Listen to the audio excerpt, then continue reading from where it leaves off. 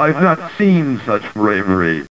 So I made it to Washington, and during the 3-day-long drive, I was trying to come up with cool new video ideas. Unfortunately, I didn't really come up with anything, so let's just take a look at a game that's been requested fairly regularly. Bad Rats. Before I say anything at all about Bad Rats, I just want you to watch the very beginning of the game with me. Aside from being a clear nominee for this year's Best 5 Seconds in a Game Sarcast Award, this title screen clearly sets the tone for the rest of the game, and no, that's not a good sign. The intro to the game introduces some of the terrifying characters in Bad Rats. There's Rocket Rat, Alex Rodriguez, totally not racist rat all, Evil Consqueakle, Rodent Hood, and Cat. The fuck ugly animation is accompanied by an equally awful soundtrack and followed by a logo that looks like it was slapped together in MS Paint. On the main features section of the Bad Rats webpage, we can see that the developers are boasting that the game has a realistic physics engine, and that is clearly demonstrated in the title screen. Yep.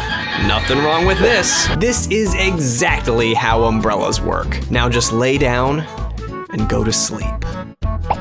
Alright, let's get educated on how to play this game. Welcome to Bad Rats. We'll give you some tips on the first map so you can start It sounds like they had Microsoft Sam narrate the tutorial for them. I guess I'm not all that surprised since it appears that the developers might not have the greatest grasp on English. The tutorial includes elegant phrases such as, "The rats have special abilities and you'll enjoy exploring their use." But Batter Rat hits the objects forward according his angle. It's the gravity working. The rat's revenge gets started. And fine. But how we make it? The tutorial basically tells us that this is a puzzle game, and the goal is to use the various objects and rats to maneuver a ball over to some kind of death trap for this cat here.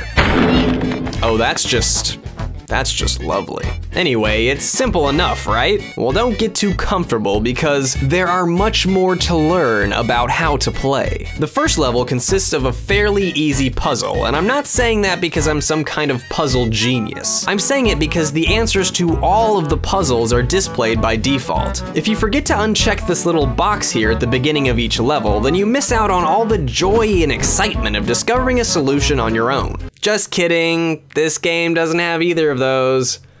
Got you. What is with this music here? Did we suddenly stumble into a rustic mom and pop store? Or is that just the sound a video game makes when it slowly gives up and dies? Okay, sorry, I keep getting sidetracked. Let's just solve this thing since the instructions are right here. A mouse goes here, a mouse goes there, and the puzzle is...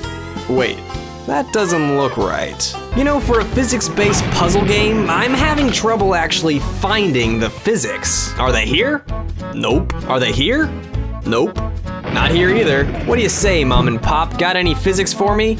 Oh, well, never mind then. So after a bit of fine-tuning, the puzzle is solved and we're rewarded with...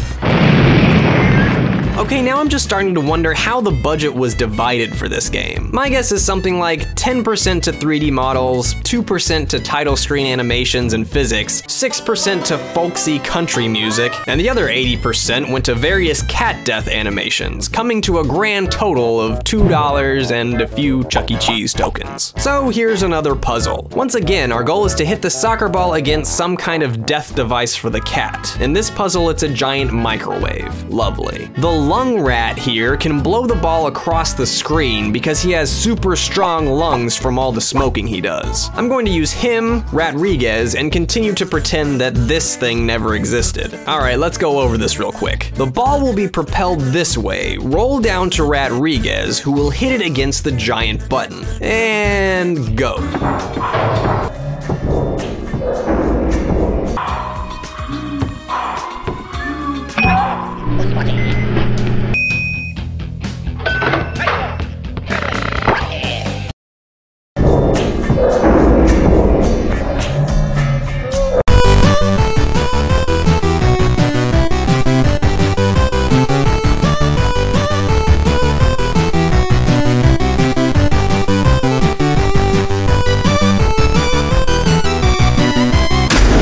So this is basically how the game progresses. Each time you blunder your way through a puzzle, you're rewarded with a new one to solve. It's kind of like untangling Christmas lights. It isn't fun, there doesn't seem to be any logic to it, and your only reward for untangling them is another strand that's been tangled into an even bigger knot. Oh, and there's rats. Speaking of the rats, they are all really freaking me out. It's their eyes, man. They're all bugged out like they've witnessed some kind of horrible catastrophe.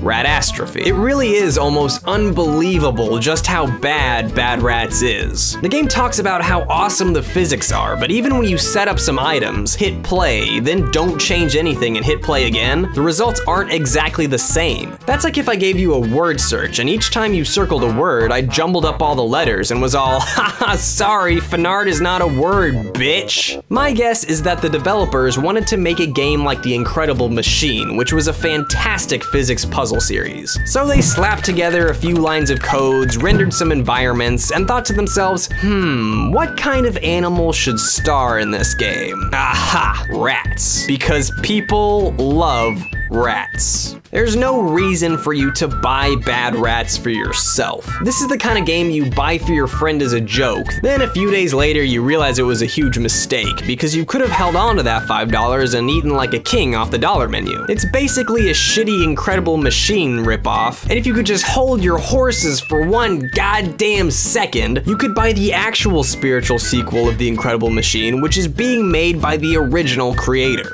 So in conclusion, Bad Rats is bad. Rats.